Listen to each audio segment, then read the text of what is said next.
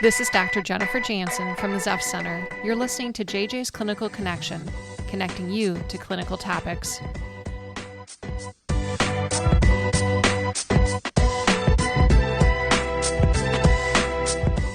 Happy New Year, and thanks for joining us. We hope you had a peaceful, relaxing, and joyful holiday season. To kick off 2025, we're shedding light on a powerful program that's making a real difference in the fight against homelessness. Zepf Center's HOPE project.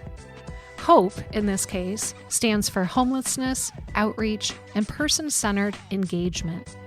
Launched in 2018 through a partnership between Zepf Center and Neighborhood Properties Incorporated, the HOPE project combines expertise in housing, recovery, and wellness to help individuals find and maintain stable housing.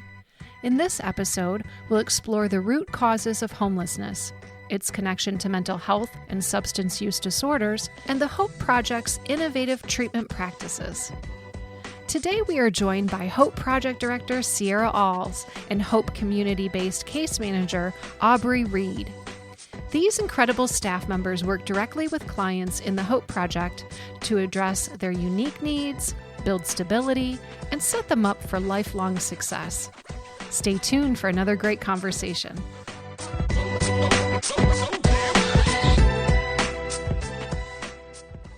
Well, hello and welcome today. Would you like to introduce yourself to our listeners? My name is Sierra Alls. I am the director of the HOPE program here at the Zepf Center. And I'm Aubrey Reed. I'm a case manager at the HOPE program at the Zepf Center. I've been here for about 9 months so far. Great. Well, thank you guys for joining me today. I'm really excited to talk about your project. Can you tell our listeners a little bit about how the partnership between Zepf Center and Neighborhood Properties came about? So our grant right now is a partnership between Neighborhood Properties, and what we identified for them is they are pretty much the lead in housing individuals with a mental health diagnosis. So they kind of run the expertise on that area. And then you have the Zepf Center, who are the experts on the mental health recovery portion. So if we have the goal of trying to get people housed who have a mental health diagnosis, there's a great overlap between the two. From your experience working with clients in this program, what are some of the day-to-day challenges or barriers that the unhoused individual might face? Access to basic needs like clothing, food presents a challenge as you are still trying to do your housing search or in that housing navigation area. And then access to transportation, whether right now it's cold outside. So standing outside for a bus, sometimes when you have not only a mental illness, but physical ailments, oftentimes clients will choose not to, whether it's missing an appointment or something else. And that usually presents a barrier. So let's talk a little bit about homelessness from a systemic perspective. What do you see as some of the root causes of homelessness in our community? In our community, some of those root causes that we're seeing is trending right now is the elder population. Their income isn't really going to change. They're pretty much stagnant where they are. I'm talking about like 60 plus. They're not going to be able to go back into the workforce that they were. And so when their prices of their rent is going up and up and up, and then their income cannot keep up, that's where that homelessness is coming from with the elder population, is where we're finding that to be. And then usually when you have families, there's instances of domestic violence. That usually is what's the root cause of some of that homelessness happening there. Something that I just see is like a general lack of funding for subsidized housing and low-income public housing, going back to like the 80s when the budgets for that were all cut, and we just haven't been investing in it for like 20, 40 years now, and we're really starting to see the aftermath all snowball. I'm glad that you brought up some of the funding and more of the systemic factors that contribute to homelessness. Things like affordable housing shortages, economic inequalities. These things clearly contribute to the problem in our community. Yeah, definitely. I oftentimes struggle with our clients and just on a bigger macro level of the investments into housing when it comes to locating housing. I mean, this is not a situation where people just can't afford housing. It's also a matter that we don't have enough physical houses to house people. We just are lacking, not just as a county or a city, but as a state and as a country. We are behind about 250,000 homes for 2024. So if you add that up with the people who are going to be homeless this year, we're going to be behind even more homes, and they're not building fast enough. The materials are not being gathered fast enough to actually build these homes and these projects. So you do hear that there are some communities popping up, but they're not matching the pace at which people are either entering into homelessness or our growing population of people having children and needing bigger rooms to grow into, that sort of thing. So that's kind of the systemic issues that are also coming into this country when we talk about housing crisis. It's another factor that's feeding into the beast, if you will. Absolutely. Well, your HOPE program is unique because it combines housing support with recovery and wellness. What inspired the creation of this program? Well, you look at it from an angle of, typically when people are entering into homelessness, they're entering into what we call a crisis. It's a period of time where they're in a crisis. And if you are addressing housing needs, what I mentioned before, you're not really addressing all the other needs that come with it. The basic needs of access to food, access to a doctor, maybe you need to see a therapist, access to your medications. They all factor into your overall health and well-being. So we don't stop working with clients once they get housed. We work with them after the point they get housed because we want to make sure there's the stability piece. It's all about the stability piece. And oftentimes people don't realize, if you come into our program and you've never addressed substance use, and then now you found a home, which is great, victory. That's not an easy feat to do. I'm not taking that away from anyone. But now we're just giving you 4 walls and you still never address the addiction problem. And then it's not a surprise, or it's not very uncommon for those who have not engaged in treatment for an abuse or even an addiction, such as gambling, and gotten housed. And then 6 months to a year later, they're coming back to our program like, I lost my housing. So it's that piece of like, we can address the housing, but the housing is not the root cause if you're not looking at the person as a person, where we have all these different factors of ourselves and our well-being. Absolutely. Let's talk a little bit more about the relationship between mental illness, substance use disorders, and homelessness. That relationship, it oftentimes looks different where you are in your life. Sometimes your mental health can present a little bit later in your life. And so I think we have a lot of our clients who it's the first time experiencing homelessness, but it's also their first time addressing their mental illness as well, because they were never diagnosed with bipolar or schizophrenia, any of that stuff. Like, they're first taking that on.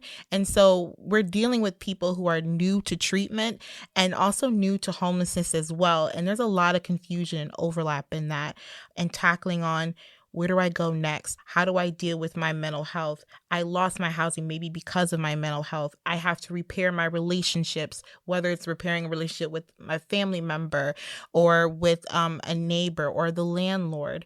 Those are things that take time to tackle, and also need some navigators, such as our team, are able to help them do that. So how do you guys with this HOPE project then address these specific needs in individuals with co-occurring disorders? First of all, is asking the client, what do you feel like you need to address first? That's first and foremost. When we first meet with a client, we're going through a questionnaire, and it's asking kind of, how'd you fall into homelessness? What are your needs right now? Are your basic needs being addressed?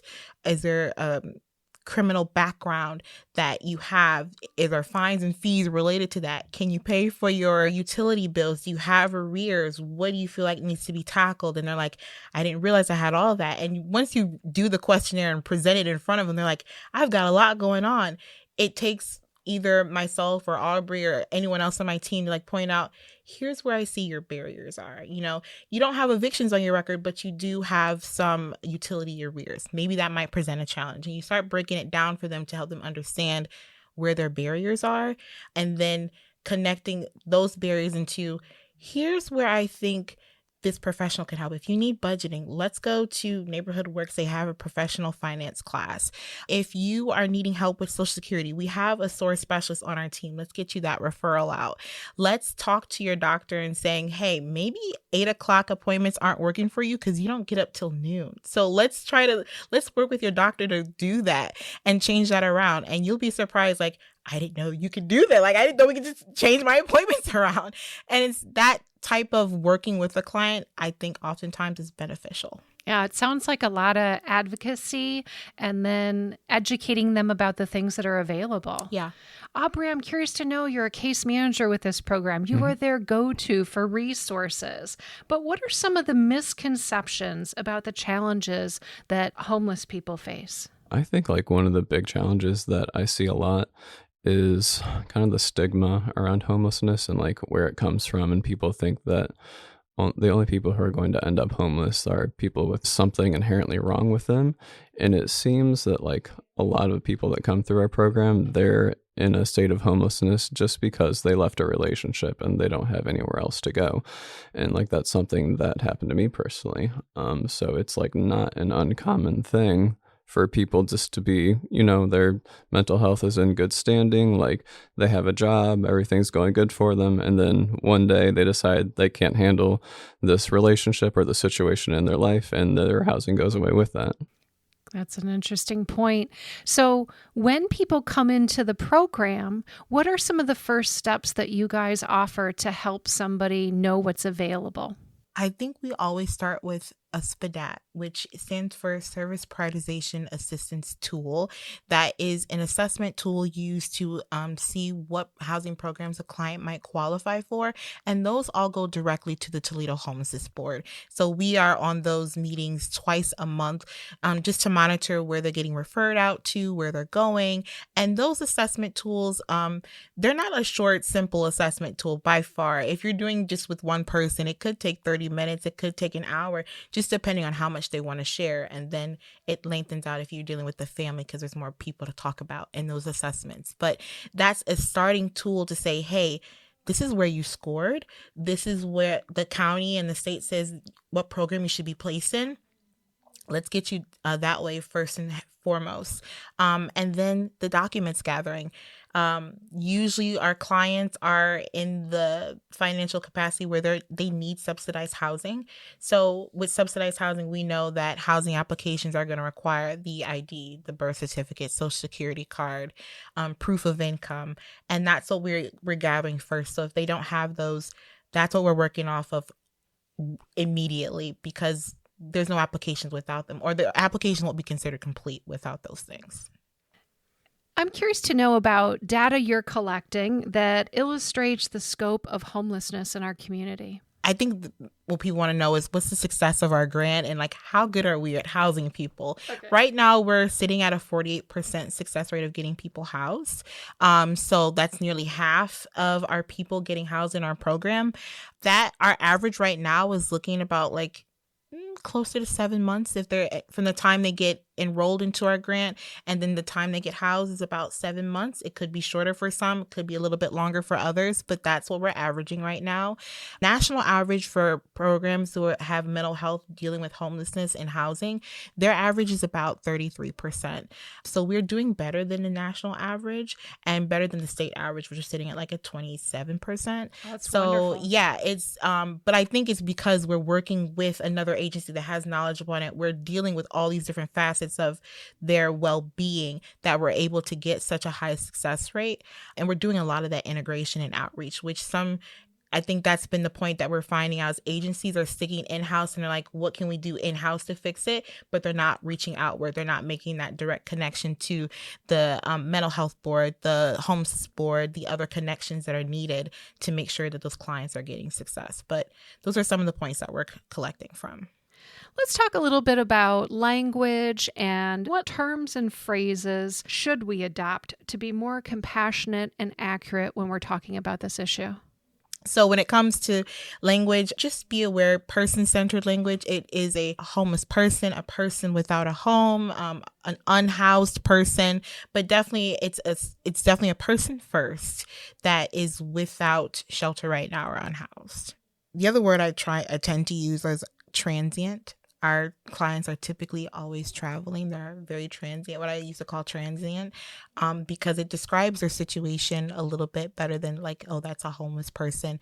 No, they're constantly traveling. And if you define them as being transient, it gives the understanding of that's why they're not able to find their card today. Their phone was lost. They misplaced the paper that you sent them on Monday. They can't find it on Friday because they're constantly moving. They might be, we use the term couch surfing, but it definitely highlights the emphasis of that our clients are moving place to place to place. And I typically try to use that word when I know that our clients are transient because it helps me affirm they're moving. I don't think about that all the time, but sometimes I need people to understand they're constantly moving. So when they forget something or they don't have this or they don't have that, how can I help our constantly moving clients to make sure that they're going to have everything they need? Let's talk a little bit about traumatic brain injuries because they're often linked to homelessness. Can you explain a little bit about the impact it has on an individual and their ability to maintain stable housing? The one thing that I think of the most when people have traumatic brain injuries is their ability to keep memory, new information. And that's very, very hard when they're trying to remember, who did I speak to this week? And what did they tell me to tell you? That becomes increasingly difficult in keeping their housing because they might have gotten a letter that said, hey, you actually needed to pay an extra amount. And they're like, oh my gosh, I didn't know I had to pay this and I forgot, but I knew you sent me a letter that day. And then schedules get mixed up and typically a smaller problem, what I would consider a smaller problem, rolls into a more complex problem because of the memory issues. And then the other way I see it is people that have the memory issues, they oftentimes are very reliant on someone else. And when that someone else is busy or that someone else leaves, they have not found a way to become independent enough with their short-term memory to be able to be self-sufficient. I see that a lot with people with traumatic brain injuries or those who have had hits against the head or seizures as well. Yeah, and I think when you think about brain injuries, it's not so much just like when people do hit their head really hard or something like that. If you think something along the lines of like long-term substance use, like hard drugs do damage the brain over time. And I noticed that in some of my clients that have a history of substance use, they have a lot of those problems, even though they haven't ever had like a direct, like big hit to their head or anything like that. And so tell us a little bit about your HOPE project and how it supports individuals then in achieving long-term housing stability. One, I want to say that we focus on when they are housed, a plan of how to keep that housing and what does the future goals look like. So usually when they're working with their MPI, their CTI worker, they have what's called a housing plan. And first goal one is try to get you housed, but then that housing plan changes the moment they got housed. So we count, we're keeping track of the date that you're housed, specifically because your housing plan will then it changes on that day that you're housed. What are the goals moving forward? And that looks different for a lot of people. People think that, oh, it's easy. Just pay your bills on time, make sure utilities are on. But no, it looks different for a lot of people. For a mom that I have, her housing plan looks a little bit different because she needs to make sure that she's going to school online and finishing her accounting degree, and then also making sure that child's being taken care of, going to the school. I think it's like preschool education. And then she has to actually check in with someone monthly. And if she misses those check-ins, they're going to make sure she follows up because now she's in violation. But that's something that your housing plan is going to incorporate, is seeing that housing support person once a month. And if you couldn't make it, what does that look like? Someone else's housing plan might be sure to create a cleaning schedule. How do we do that? What does that look like? What are they capable of doing so, right? The first month, you might not know what that cleaning schedule might look like because you're still gathering stuff, making your home. But by that fourth month in, okay, clothes are piling up by the door. You're keeping stuff by the windows. That's a fire hazard. Do they know what a fire hazard is, right? Like, you want to make sure you're safe in your own home, whether they recognize it or not, but you still have to go in the home and see what's there. How is this going to be safe for you? Let's put this in a way that's going to be organized. Let's not leave our personal stuff out and about, those types of things. Your housing path looks different even after your house. So it looks a little bit different, but having something planned and what the client can do and knowing where they are helps tremendously. Yeah, and I want to add that like recovering from homelessness like takes a lot longer than people think it would. Even if you're only like living on the streets for 2 or 3 months, like that could still take you like 2 or 3 years to fully recover from, like mentally and emotionally. And that's how we stick around with clients after they get housed. We still give them the supports because they don't realize like what they just went through fully until they've had enough time to look back and process it. Aubrey, what are some of the biggest challenges your team faces in addressing homelessness, and how do you work to overcome them? I think some of the biggest challenges we face are trying to find available housing for people, and that's kind of combined with them not having income. Kind of relates to like older people who can't re-enter the workforce like we talked about earlier. They're trying to get on Social Security, or people have other mental and emotional issues where they just can't focus on working a job right now because they have so much other stuff in their life that's falling apart that they need to like focus on that. So what are some of the goals for the Hope Project in the future? We want to reach out to some more private landlords and see if we can connect some more intimate partnerships between those property owners and talk about the work that our clients are actually doing to better themselves. And if that's going to maybe make a smoother path for our clients to find housing. So some of those barriers where they don't have any references because maybe they have been housed for so long they don't remember, or the last time they had a landlord, it was like 10 years ago. That person's long and gone now. So how can we get over that hurdle? If it's required for an application, but you know that it's the Hope program, they're a Hope client, does that relationship kind of help smooth the path for them? What if a client, they've entered in, they had a recent eviction, but it was because they were dealing with so much. Here's what they're doing to work on said issues, and they have some trusted individuals who are going to be with them even after they're housed. How does that look for that particular client to overcome some of those hurdles? That's the project that we're trying to work on, is getting some more intimate relationships with property owners. For listeners who want to help, what can they do to support the Hope Project or address homelessness in their own communities? So something that people can do to address homelessness in their own communities is to kind of focus on their relationships. And I'm speaking like from the viewpoint of the people who are already housed and are already stable. Earlier, we talked about how people fall into homelessness just because they don't have healthy relationships with their family members or certain friends who would have extended a hand to let them come stay with them. But since they've been out of touch for so long, or they have these little things going on in the background that they're kind of feuding over, like the help just isn't there. So if there are people who are in a healthier, more stable place, if they see somebody they know that's struggling, like maybe they should sort of preemptively kind of reach out and try and help repair that relationship before it gets like to a point where the person doesn't have anyone to rely on. I would also say I almost wish there was like a food pantry for clients who are experiencing homelessness without almost a place to go, because right now a large majority of food pantries, they'll have like cheese and meats that need to be refrigerated.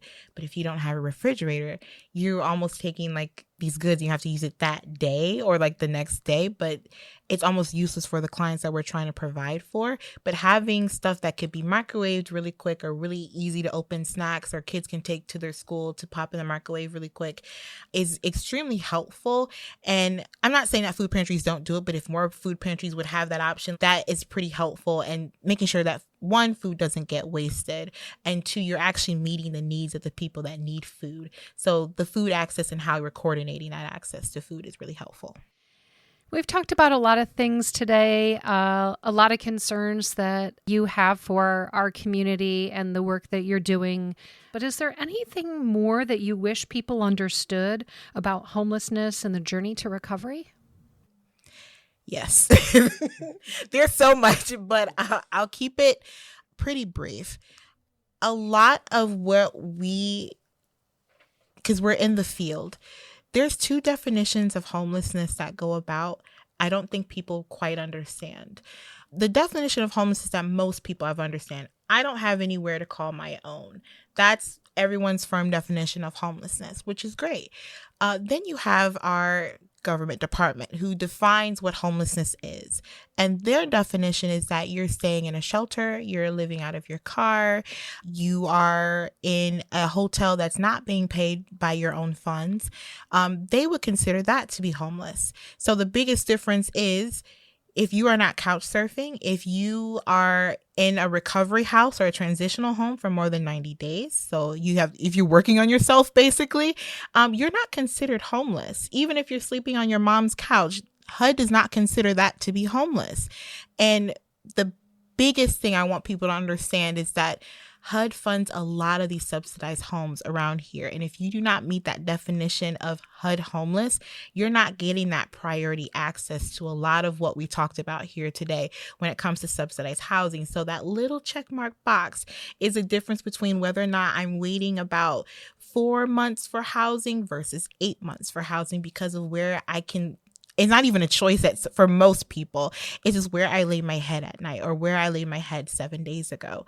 That little box is everything. It is everything. And if we talk about barriers and challenges, it's nothing about our clients. It's sometimes the laws and the red lines that we have to abide by when it comes to categorizing the people and what their living situations are currently are. So understand it's sometimes not even the person. It is what's structured around here. It is the societal norms that we call what is homeless and what our government has chosen the words to be considered homeless. So that's something that we know. And I often forget that people don't know that. There's two definitions of homelessness, and one we all understand, and the other one is what the red lines are and what you qualify as are and what the state looks at you and say, oh, you're not homeless because you're sleeping on someone else's couch. Let's talk a little bit about the scope of the problem and how many people would you say are considered homeless here in Lucas County? Ooh, that's a big number. I don't know about the county, but somewhere around 2,000 is like the homeless count, but that might be underreporting because those numbers are usually calculated at like PIT count, which is like point of contact in the Toledo area. And what PIT count's coming up next week, actually in January. So we'll actually get some more updated numbers for 2025 to actually know where we are. And I would love to share those with you, JJ, once I find those out. But what we've seen is about a 10% jump in homelessness over the last 3 years. And we know that COVID had something to do with it, but it's growing exponentially at a rate that I don't think the county really could have accounted for of what was happening. And there's all these monies that were coming out that people's like, oh, there was this rental assistance here and there. Like you couldn't stop hearing about there was help. And those monies have dried up. And when those monies dried up, I don't think people had a way to sustain themselves after that. And so what we are seeing is now the aftermath of that, where homelessness wasn't going up height COVID, the peak of COVID, but now we're coming into that. People are not able to keep up that rate. Their lease actually have terminated and are not getting renewed. So those are type of the things that are increasing the number of homelessness. But I think that number, we can easily say, my guesstimate, if you were to tally in everything about the city of Toledo, just the city, we're easily probably about 3,000. You guys are doing some really incredible work, and I'm sure that part of the motivation is the need that's here in our community, but I imagine it's also some of the success stories that you're seeing. Are there any success stories you'd like to share with listeners today? One success story that sticks with me just because I was there from the very beginning and I was pretty fresh into this grant, so it sticks with me the first time. We had a client, and she was a mom with 2 kids who also had very challenging mental health issues. And her and her children, they were banned from almost every shelter in the Lucas County area. When I say banned, they were not allowed to come back. And I remember it was one shelter, 7 p.m. I was calling my boss. I was calling Child Protective Services. the homelessness board, where can this family go? What is next? I was calling aunts and uncles and all different kind of counties. Like, this family's getting removed by the police in the next hour. I don't have anywhere to place this family. What can I do? And I remember we ended up getting some funds from the mental health board in conjunction with Toledo Lucas County Homelessness Board to stay in a motel for a week. And in that week, I had to just kind of swoop everything off my desk and just prioritize them, because that was all they had. And it was cold time around October-ish. And in that week, I remember working so very, very hard, pushing things, moving, pleading, doing advocacy work on their behalf, because this was a family that they've been split apart before, and they did not want to do that again. They operated better as a family unit. We were able to work in conjunction with the Bethany House, who were able to locate a location for this family that worked within their voucher. And they were able to get housed within, I think it was about maybe a month after that incident happened. But it was the trajectory of following this family along, of seeing, okay, this behavior was triggering for the older son. They can't do this anymore. To see the daughter see her brother get removed from a place and she doesn't want to go there anymore.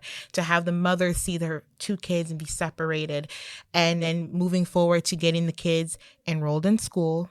They're being happy at school, doing well at school, to having the kids get their first beds. I remember going to the storage container and moving all of their bags in. I was like, here's all your stuff that they haven't seen in 2 years, and getting to undo that. And they still are thriving. They have their own place. They're like, now their worries are nothing even close to like, I'm going to lose my place. It's like, oh man, my lawnmower broke. I need a new one. Because like, that's what their problems are now. It's nothing what it used to be. And I can attribute the success to my team, because it did require beyond what we were asked to do. Like I said, I didn't get done with them till like 10 o'clock that night. And it was just, you have to be able to care about people and care about where they're going, to go the extra mile, because sometimes they need it.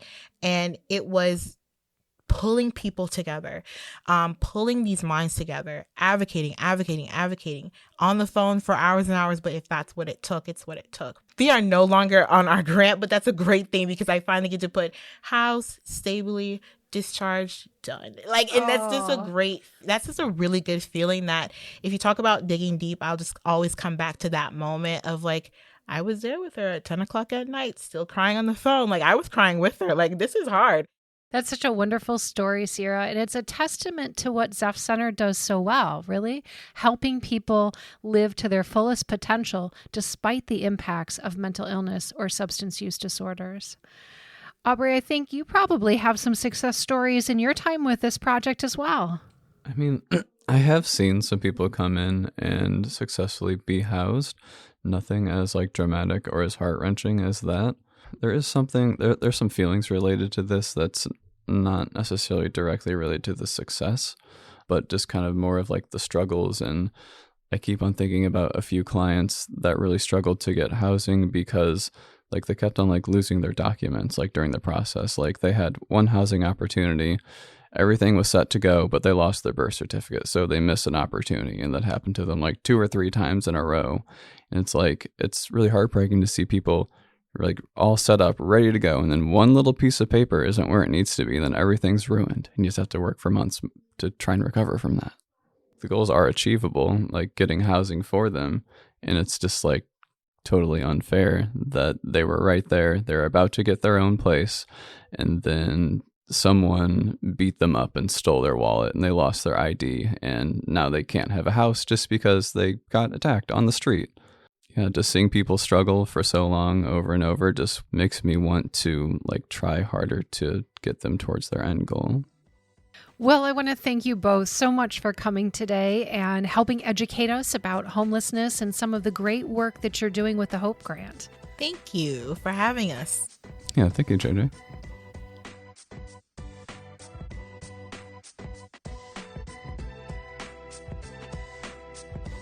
That wraps up this episode of JJ's Clinical Connection.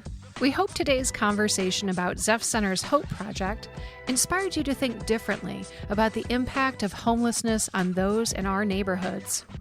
If you enjoyed this episode, be sure to download and share it. For the latest clinical connections, subscribe to Spotify, Apple Podcasts, or wherever your favorite podcasts are found. For more information about Zepf Center's Hope Project and other resources mentioned in this episode, check out our show notes.